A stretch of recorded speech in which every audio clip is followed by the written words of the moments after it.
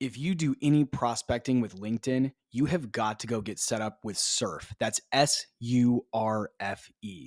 It's a tool you can use to add new contacts to your CRM system directly from LinkedIn in seconds. I'm using it every single day. I add contacts, follow my deals, keep track of notes, and it ends up saving me a bunch of time on prospecting and outreach, which means I can spend more time moving my deals along. The data is always 100% accurate since I don't have to copy and paste all the fields over from each and every contact that I want to put in my CRM. Instead, Surfe does that all automatically with just one click in about 60 seconds. The team over at Surfe has put together a very special offer for fans of sales players. There's a link down in the show notes, and you can use the promo code JWSurf5. Don't forget the E at the end of Surf. That's JWSurf5 for 5% off your first year. Don't spend another minute doing things manually. Go get set up with Surfe. This episode is sponsored by Apollo, a tool that's helping me to open doors and close deals faster. Wanted to share it with you. Apollo is a complete end-to-end sales platform, letting you email, dial, connect on social, build plays, and schedule meetings. With conversational intelligence transcribing my calls lately and reminding me to act on my next steps to drive deals across the finish line, it's been a lifesaver. It's no wonder Apollo is the most loved sales tool on the planet. Thousands of users rank Apollo as a top tool on G2. Start today completely free and see how Jesse and I use Apollo. Sign up in the show notes below or at thesalesplayers.com/Apollo. That's thesalesplayers.com/APOLLO to start your free trial.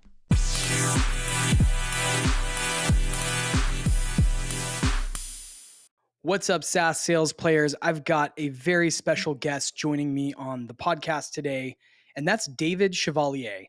David is the co-founder and CEO of Surfe. I talk about Surfe on every episode. If you've been listening for the last few months, you know that they're a partner to the podcast, and I'm a huge fan of their product. By the way, that's Surfe spelled with an E at the end. So in today's episode, we're going to talk about how David came up with the idea for Surfe, and some of the features that are coming up on the roadmap that are going to help prospectors build pipeline faster and be more efficient in their outbound. And if you're not using the product today, be sure to go to the show notes and use the link and the promo code JWSurf5. You're going to get 5% off on your first year with Surfe. Again, I'm a huge fan of the product. It saved me a bunch of time. David is an awesome entrepreneur and shared a lot of great insights for sellers, entrepreneurs, and anyone looking to improve their process, build more pipeline, and close more deals. So with all of that said, welcome David to SaaS Sales Players.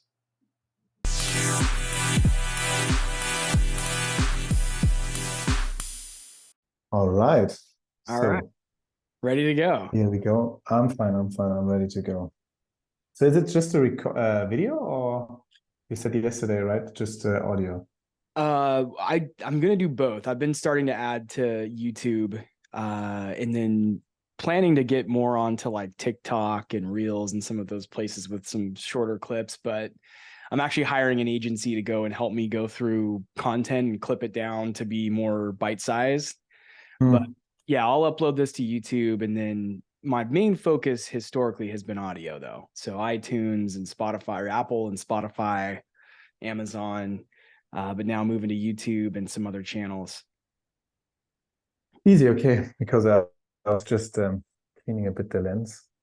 Yeah, So, I know. I need a new like external camera. This is just my MacBook's camera. It's not the I want to invest in something better, but there, once you go down that rabbit hole, you're spending $1,000 on a camera, and I just, it's hard to justify. Yeah, I know. We just bought like a full studio, cameras, lighting, microphones. So yeah, we just that's why it took a bit longer, because we needed to set up everything. And yeah, let's see how that will look like. First real studio format. We were just filming. Yeah. I hope it will be exciting. Yeah. Well, let's jump into it. I think the first question I have for you is, tell us a little bit about how you started your career, how you got into this business, how you started selling, any details. And as far back as you care to go, you can go all the way back to your childhood, or you can go back to, post-college. It doesn't matter.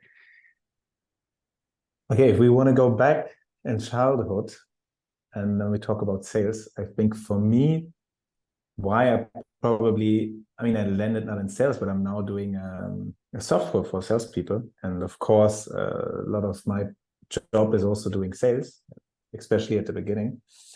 I think I have it from my dad, because my dad is since 40 years in sales. This guy sold crazy things. I had so many crazy stories. For instance, he sold once a Boeing, so a plane.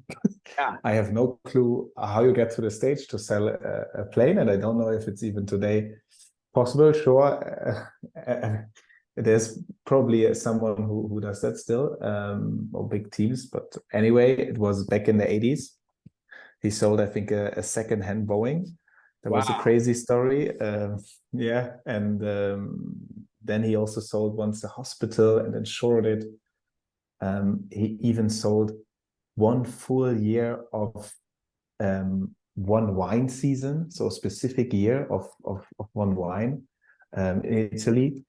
So I think that's why somehow the sales gene is in me, as I've seen nothing else. I was always like on the side of my dad and his office and seeing him taking calls. Once I got older, like I think 12 to 14, somewhere there, he said, hey, listen, just I show you now how I do sales, because then I was a bit older, so I could understand a bit more what his business is about. Yeah. And this is one of the memories that I have still keep in my mind, and probably he got me to the stage that I'm now in, having a software that helps sales teams. So yeah, that was the beginning, I would say. Then obviously my route took me from theater in high school, 4 to 5 years, because I was a shy person before, I would say, and theater helped me to speak in front of people. Then it got me from end of high school, because we started a social trading game called Tradity to help in financial education, spreading financial education in schools. Got me into banking. I did 4 or 5 years of banking in Frankfurt, classic mergers and acquisitions, leverage finance. And then I landed, we started with Surfe 3 years ago at the end of our study. So in short, that's my at least professional track, I would say, in the last 10 to 15 years. Yeah. I want to dig into a little bit more about how you overcame being shy. I think a lot of people listening, they're drawn to sales because they see the opportunity to help people and solve problems and of course make commissions and those kind of things.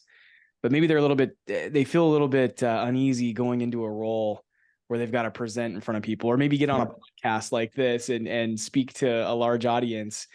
What are some other things you did in addition to taking theater and working in, kind of the business world? What are some other things you did to overcome being more of an introverted personality?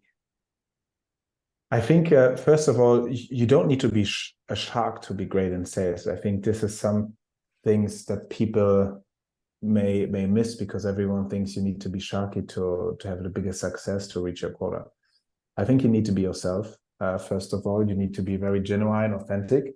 And actually what we see nowadays in sales, and that's how we never did sales, was in a very sharkish way, where we ask, when you have your credit card like flying over your head, just waiting on the other side when the guy asks you to pay and to push for that sale. So we never did that. We were more like an assist, helping to find out. Going back to my dad always said you are also kind of a psychologist, because you're trying to find where's a blocker inside your body, where's some things that are knotted, and you want to unknot these things to help in the best way. And that's what we are doing as well. We actually, in demo calls, the 30-minute demo calls, we just show 5 minutes the software, and 25 minutes we have a chat to understand what are your problems, who are you also, because we like to build relationships. So that's why in sales, I never needed to be a sharky salesperson, so I'm still shy. But of course, obviously, now years in banking, and then a few years now here at Surfe, I overcome that. I have my little tricks. Still, when I go out, speak in front of people, I have often tiger balm with me, which I put on my wrist. And sometimes when I have a stressful situation, I just smell the tiger balm, which gets me into a kind of Zen mode again in terms of speaking. Yeah, I think everyone has their little tricks. I heard people having a paper clip in their pants, holding to a paper clip. These are things that help you just to have a right storyline and help you just relax again, not rush into things. And then helping me, and I think like going out was also sports, to be honest, a lot. I was doing 4 or 5 times soccer in a team. So I was not the only one. I had a team which always kind of carried me. And I think that's what I see here at Surfe as well. Having a team, even when you have bad moments, that can carry you. And I just had a podcast on Friday, and we talked about like carrying each other. So now we go very deep. But I think, and that's what I said to him, life, and that's also sales, has its good and bad moments, right? But you always need to feel right in these moments. So you need to feel right when you're winning, you need to feel right when you're losing. And it's the same in sales. A lot of people say when they have rejections and they're losing, of course, it's a tough job. You always need to pick yourself up, go out again with the same motivation, with the same speech to try to sell. And I think then it can get to danger, because then you're trying to pretend. And I think you also, when you had bad moments, you need to feel right to then be again authentic, even in the next call. Be authentic, and not pretend, hey, you lost and now I need to be super excited in the next call to win. No, just if you lost, feel right in your losses, feel right that you're winning, and then you have always a stable situation where you be yourself and be authentic. And I think that's what people will, what you will transmit into meetings and calls, and what people will feel. So it was a very long answer to a short question. Yeah, I think a lot of people out there, one of the biggest struggles that I hear from listeners of the show is how to stay in the right mindset, and then how to do it for a long time too, because it's one thing to have like a really great year or a great streak that's a couple years even, or months, but to stay consistent year over year over year and stay in a positive mindset. I think we're all of us as sellers are looking for ways we can, stay in the right mindset and back too. But like you're saying, it's okay to not have, it's okay if you have a fail. If you lose a deal, you don't have to rush back into being chipper and peppy and all that stuff. Like it's okay to not be happy about it. And you got to find that like middle ground where you can stay in a good headspace. So tell us a little bit about where the light bulb went off for Surfe. And I'll preface too, most of the listeners know I'm a big fan of Surfe. I started using it a while back. And this was an itch that I had also for many, many years. Going back to when I led an SDR team, and we were heavily using Sales Navigator to try to find our prospects, but we had no way. This was a few years ago. We had no way to get those contacts into Salesforce. And it created just this whole messy thing where we were working out of spreadsheets and Google Docs and who knows what else. It was just a very manual and tedious process for tracking who we were targeting on LinkedIn Sales Navigator, and then logging activity and being able to show that we were actually reaching out and being consistent with our outreach.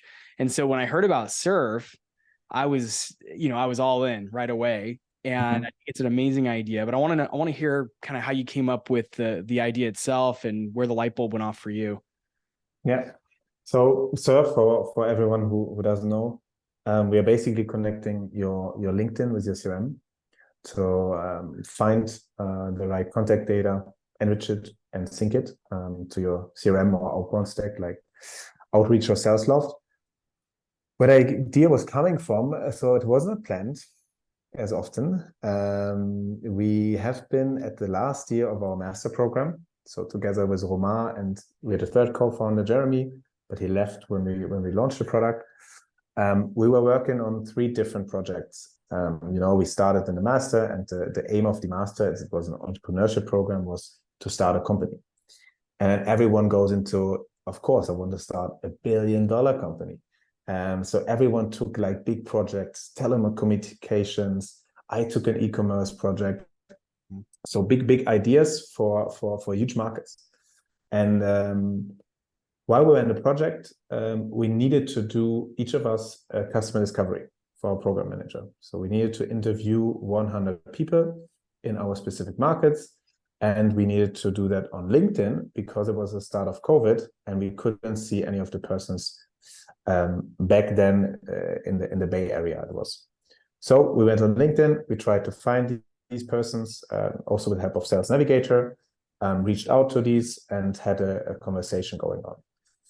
Then we needed to sync that to HubSpot back then for our program manager, because it's the first year for free and he wants to keep track of our kind of customer discovery process. And then we get along the problem. Okay, I have 100 contacts. Then I need to get all the messages I had with them also synced to the CRM. So I was the business student. I was saying, okay, I see a light at the end of the tunnel. I do that now 100 times. I learned in banking to work long hours, which is not meant in a positive way, but you know how I mean. So I just saw it. Okay, end of the tunnel. Right. Whereas my co-founder Romain, who's an engineer, was like, no, for me it's stupid. I can't do that for 100 times. I try to program a shortcut. I say, okay, you do you, I do me, and let's see when we meet at the end. Romain was able to program that shortcut. So that was the first hour of Surfe, or back then we had another name, which was called Lead Chat. And I was pretty amazed by, wow, it actually works. So maybe here's something, and we should ask salespeople who are obviously using a CRM if they have the problem getting their LinkedIn contacts into their CRM. So we went on Facebook groups, sales groups. As I said, we're not coming from sales, so we didn't have really sales friends in tech companies. So we went on Salesforce, Facebook groups. We're posting, hey, looking for beta testers. We have a LinkedIn CRM integrator. Great. 25 people reached out. We had meetings with them and asked them, do you have the problem? Turned out they have the problem. And from there on, we built the first version of the product in 3 months, connected Stripe with it so that we can bill early on the customers and launched it on Product Hunt as a side hustle, because we were still on our main project and we just were curious, let's see what happens. So that was the start. Wow. No, that's a great story. I love that it was a real problem you identified in the journey of doing something a little different, doing something else, but seeing that this is a big challenge. And then what's really cool to hear, and I think this is really brilliant, is that you went out and validated. You said you talked to 25 potential customers and asked them about the problems they were having.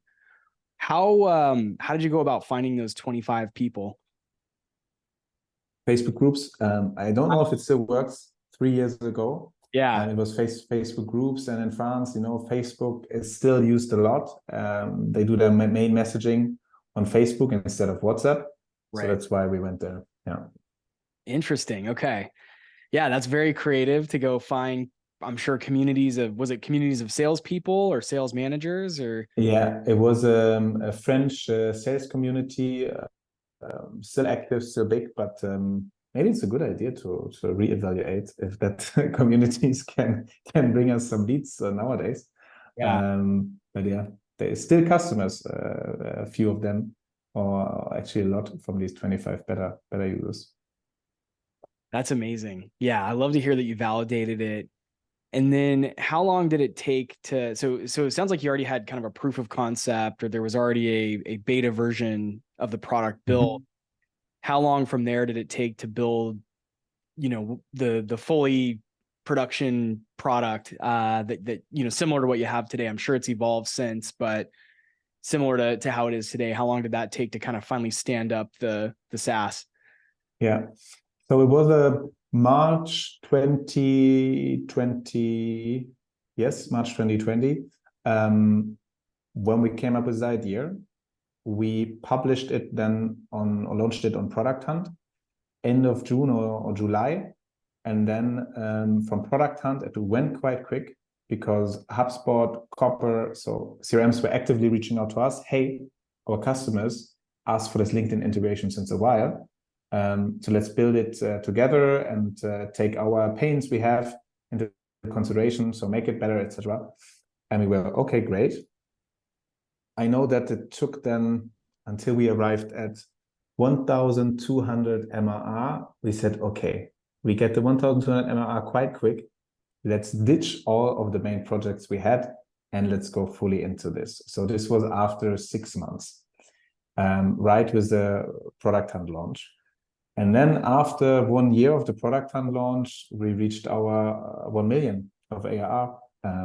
So obviously this Product Hunt launch was for us a major driver of all that growth that happened after. And the product market fit, we were finding then when we had 500,000, close to 1 million, we were okay, probably we found product market fit now. Let's see how we can scale from here further. But that's a story. What's the venture capital scene like in Paris?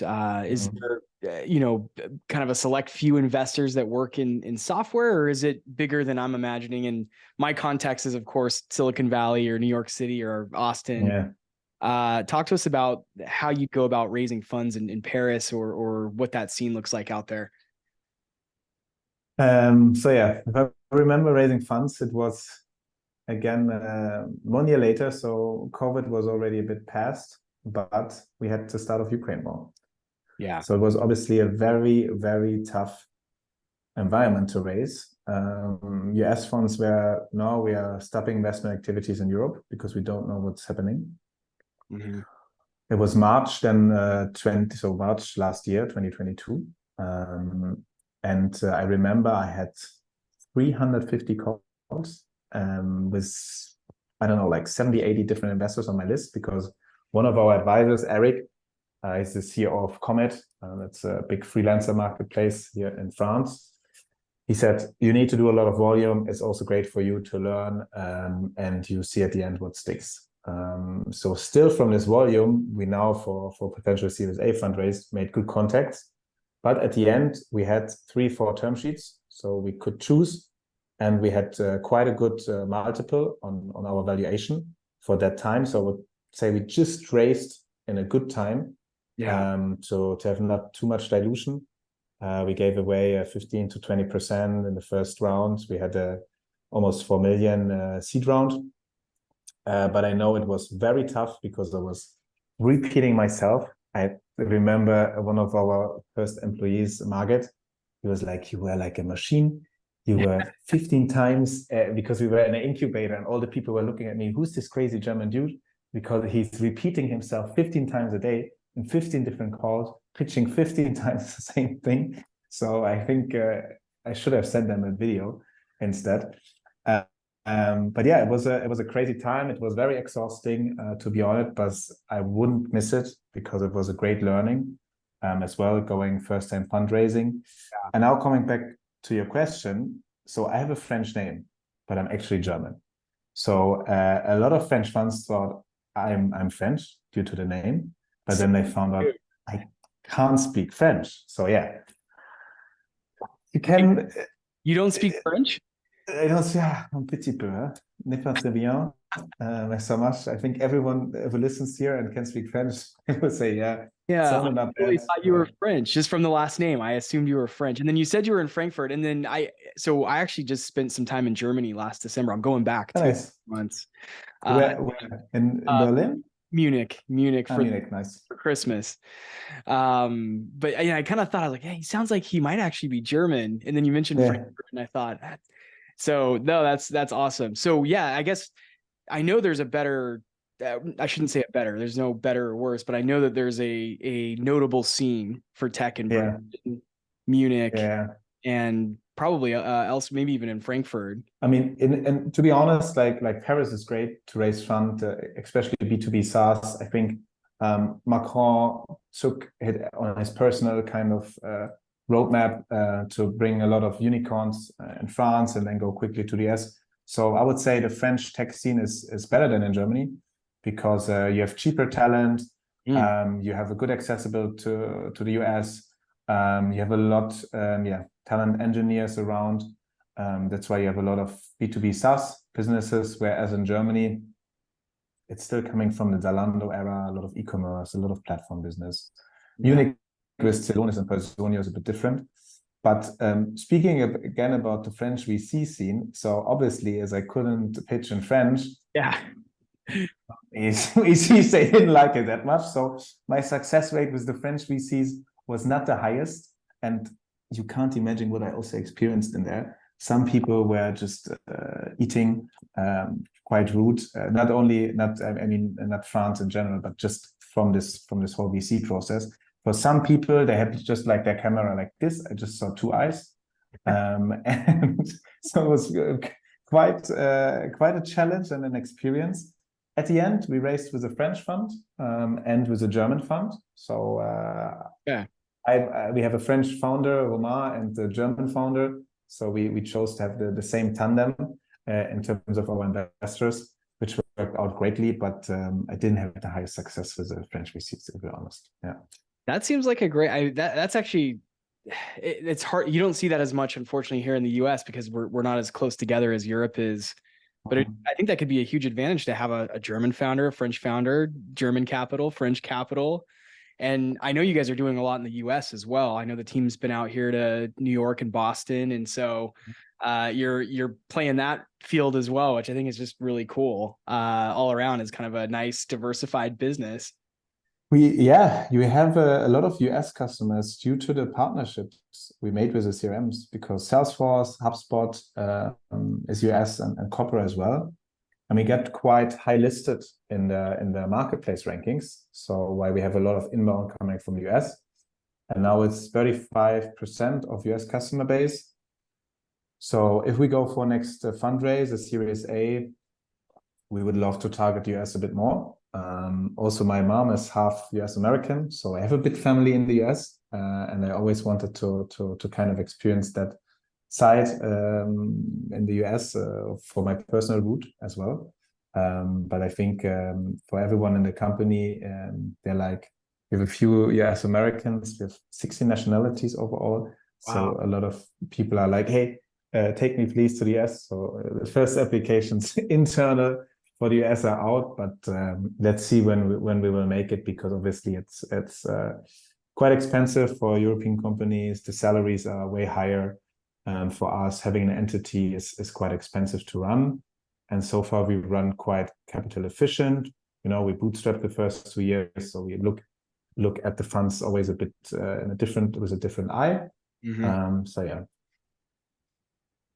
Talk to us a little bit about if you can tease out the roadmap a little bit on Surfe, what kind of things are in the funnel for new features, new capabilities? What's your team working on right now?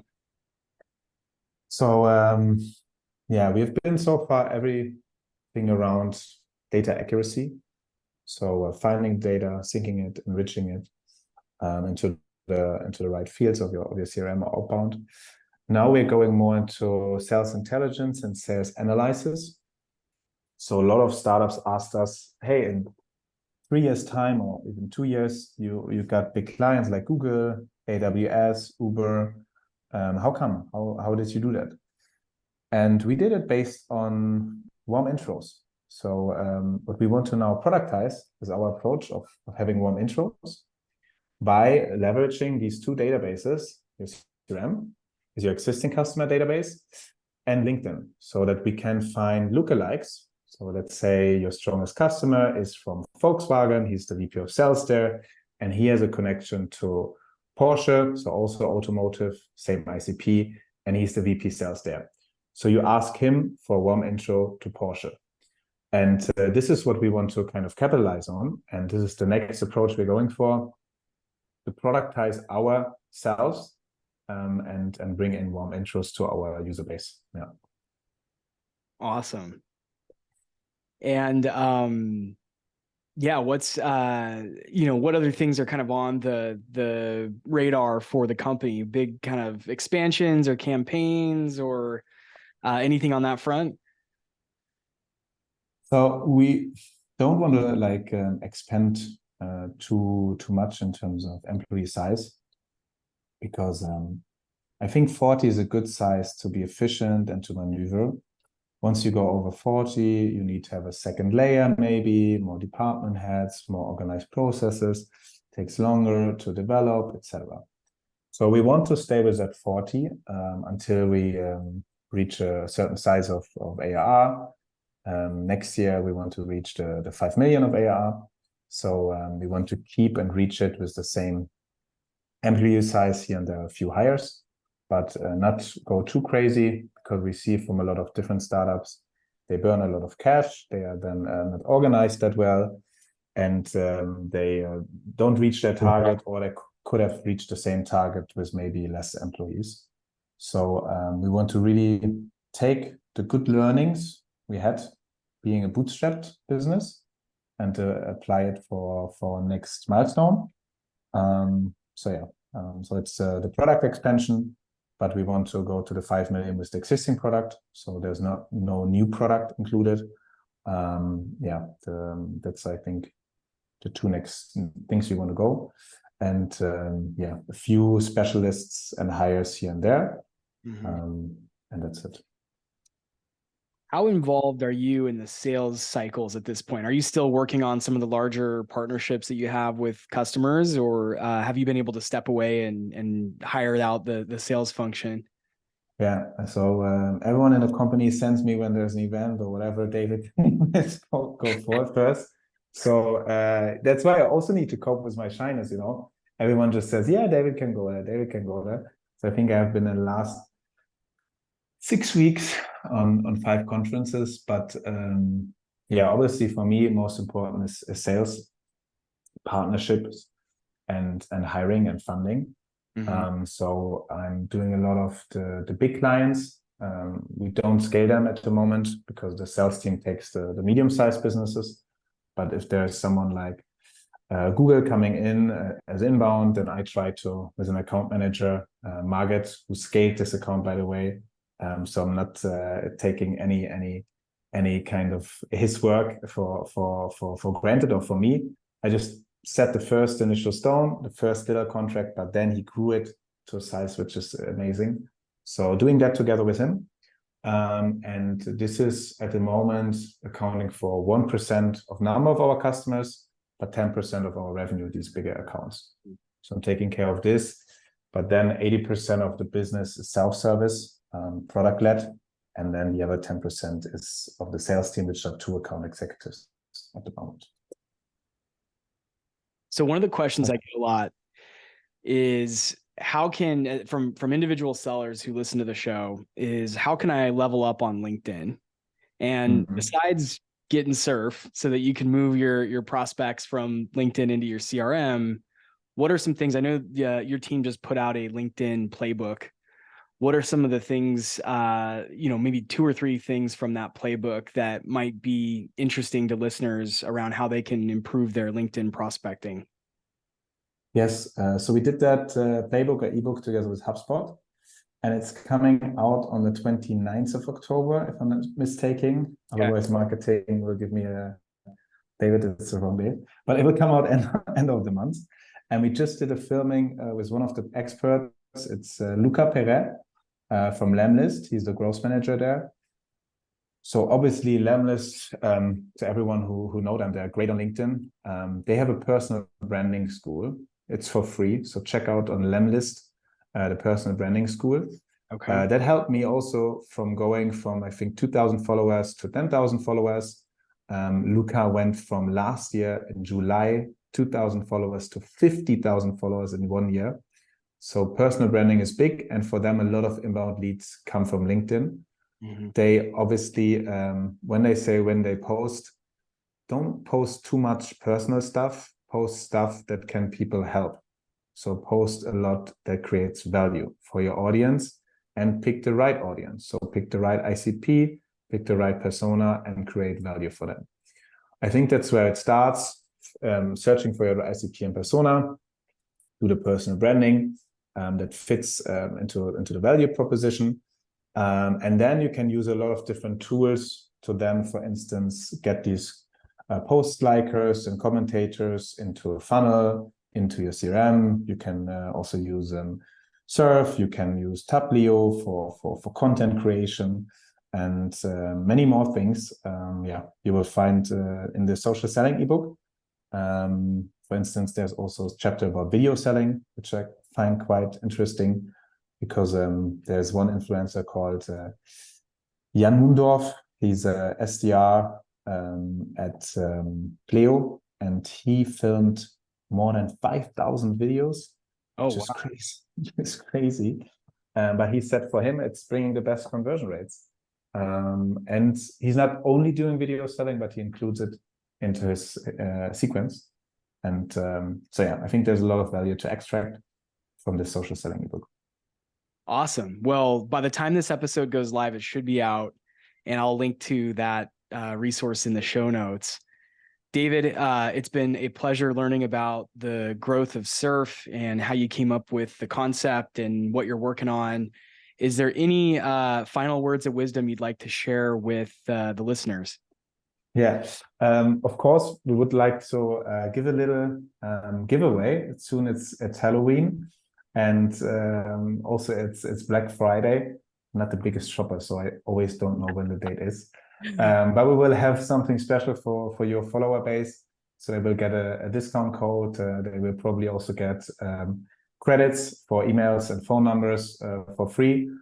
So around about 50 to start. And I think I dropped either into one of your emails or into your little description. We will drop a link or I would say a little discount code, and then they can go on their own because we are mostly self-service, so we don't need to accompany you in finding the product and going through it. That's what I'm happy to share and give. And then last question is, how can listeners get in touch with you directly if they want to reach out, follow you, connect with you? What's the best place to do that? LinkedIn. So just go on LinkedIn, start to connect. I'm often active there.